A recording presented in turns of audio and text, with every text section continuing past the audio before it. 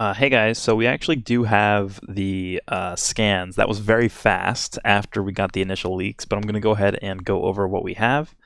Some people were posting it on Twitter, so it's hard to give credit to one person, but these accounts here, just going to leave them here in case you want to check them out for yourself on Twitter, but I'm sure they'll be all over the place by the time this video goes up. So first we have the Dokkan scan for Kefla. It just talks about basically everything we already knew. She does start out as base form, so this is base form Kefla, and then okay, this is interesting because it says passive skill. She transforms into Super Saiyan Kefla, which is what we expected. But then when she goes into Super Saiyan 2, it still says passive skill. I don't know if that's a mistake or if she actually doesn't have an active skill. I expected it to be a lot like how Tech Trunks, Merge Zamasu, the Gotenks, and the Majin Buu worked, where the first transformation is a passive skill, and then that goes into the active skill transformation. But it looks like this is going to be just two passive skills and not an active skill at all, which is a little bit upsetting because I like active skills because it gives you more freedom to decide whether or not you want to use it at a certain point in time or not. But I guess what they're going with here is passives, either that or it's a mistake, and VJump made a mistake, and it's actually supposed to be an active skill over here, but they both do say passive, so we're going to find out.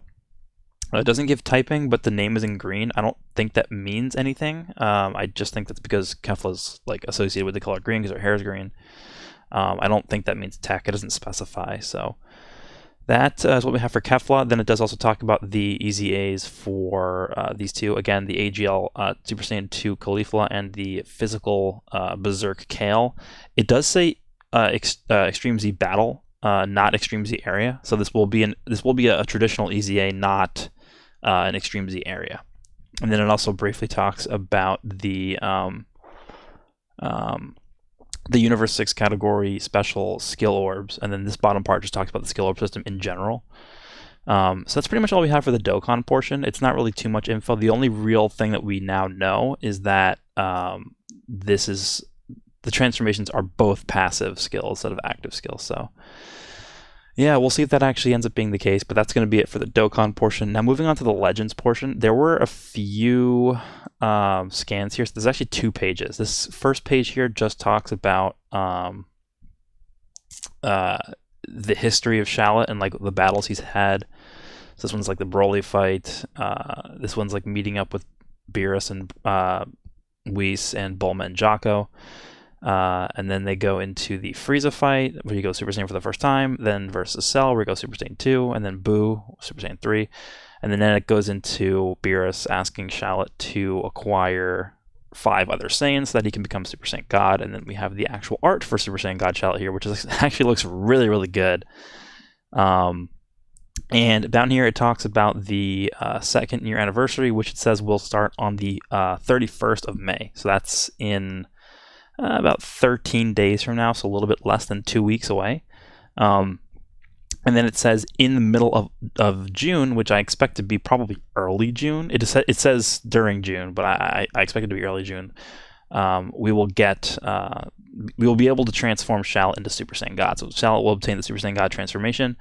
And the only real info that it gives about the form specifically is there's no time restriction on it. So it's not like Super Saiyan 3 where it's time restricted. This one has no restriction, and it has a pretty even balance between strike and blast attacks, and it's very easy for anybody to make use of the transformation. So I guess they want to make this sort of like the more balanced approach to how good SHALLOT is. So instead of, Super Saiyan 3 is more strike based, so instead of being like a super strike based transformation, I guess this one's going to be more balanced for blast and strike attack. Hopefully that also means that he's also going to have some decent defense as well, and key recovery, because I think key recovery is one of the big issues that he's ran into recently, where he's very powerful but he runs out of ki very fast. So then it just shows like the super attack that he has in the windscreen, and then this just talks about like leveling up and stuff, but nothing really new or important to talk about here. And that's pretty much all we have. I mean, Legends really not giving us much info about anything that's coming up for the anniversary. But I think SHALLOT getting the God Key transformation here is probably indicative that we're going to be getting at least some God Key based units in the anniversary. So I don't know. Vegito Blue probably is going to be coming along here pretty soon with Merge Zamasu and then something else as well. So that's pretty much all we got. I just wanted to make this update video because now we actually have the real leaks that are out. So hope you guys enjoyed this one, and I will see you all in the next one.